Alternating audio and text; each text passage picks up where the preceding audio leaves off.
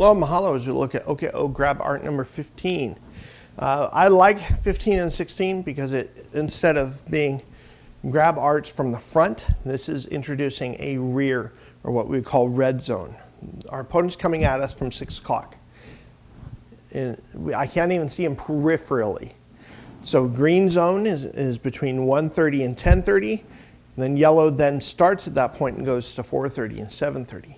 Now my opponent is directly behind me, and all of a sudden I get hit with a bear hug from behind. My arms are free. So this is not going to just be a stop and to do. You're going to need to find your balance. So once again, you get hit from behind and you realize, you take a couple steps that you're in this bear hug. You need to find your balance first and then to respond. So once again, as I back up here, starting at the wall, let's call the wall the point of contact where he first grabs me. Take a couple of steps forward, find my balance, and as I do so, I'm going to strike his radial nerve, right here, radial nerve head, just below his elbow, and grab his left wrist with my left hand, or his right wrist with my left hand. I'm going to step out towards 9 o'clock, creating a good base of action. And also, if a particular leg is forward, whether left or right, I can choose to actually sit on his leg to control his height and his width at the same time. I'm going to strip that arm from his grasp.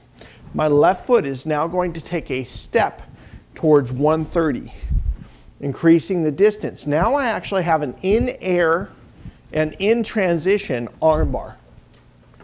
May not necessarily see it from the video. So let's take it from this direction. Here at the corner, I get grabbed, take a couple of steps forward. I'm going to grab his arm, stick as his arm.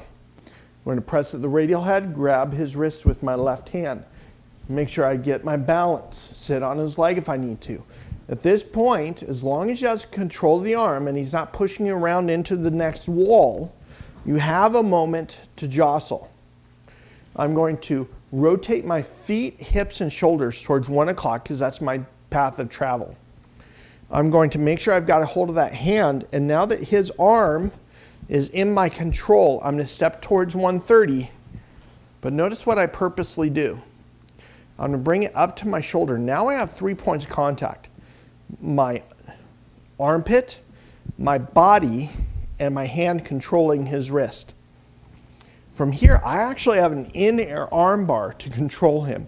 I'm not worried about his left hand because I have control of his depth and width at the same time with controlling this arm. Now from this point, I'm facing towards 130. I'm going to step through reverse. In other words, my right foot is going to end up going towards 130 to create distance. But in the process of doing so, I can choose, as I rotate, I'm at this point. Once I am facing towards his, what was originally my 6, now his 6, this could be a separation of the arm from the shoulder joint or a hyperextension of the elbow. I can choose to either go there, or I can control release by just moving my elbow up and over the arm. If I leave my elbow and arm down, it becomes a separation or hyperextension. If I bring my elbow up, it just becomes an in-air arm bar. And now I'm going to step through reverse. Now I have control of his wrist with both of my hands. From this point in the technique, I'm going to respond with a kick, control, release the arm, cross, and cover out. Let's see that from a different angle. See it from this angle right here. Once again, I get grabbed, a couple of steps forward, get my balance.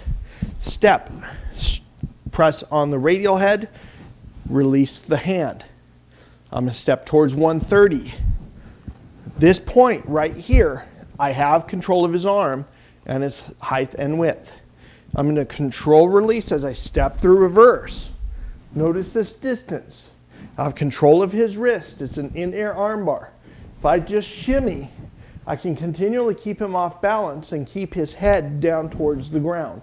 I'm going to respond with kick, drop his hand, cross cover, and go to the next opponent.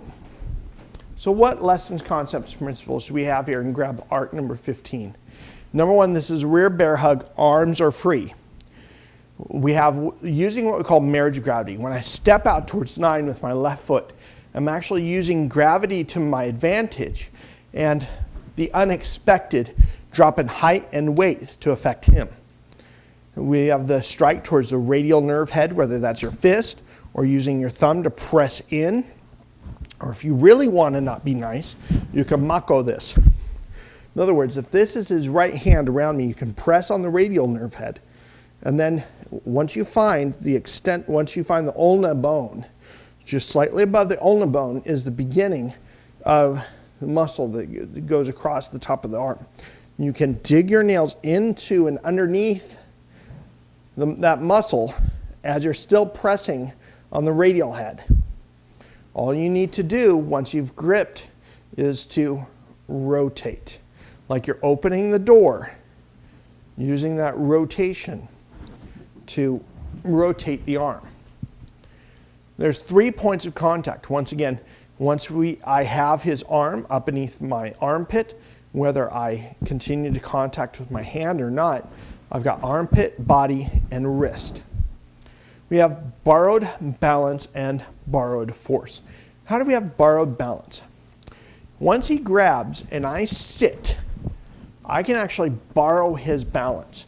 I can use him as a chair in the air for an almost indefinite amount of time. There's another technique that we will look at that has a similar idea.